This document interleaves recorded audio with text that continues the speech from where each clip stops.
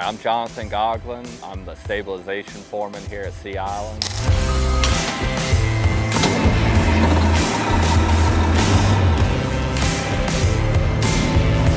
So right here, the new spreader truck.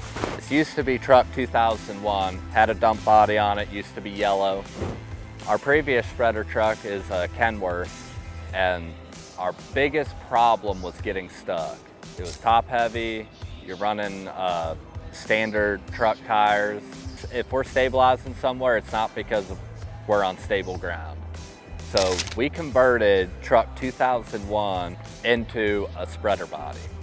And the capabilities of where this truck can go versus a standard truck can go is much further.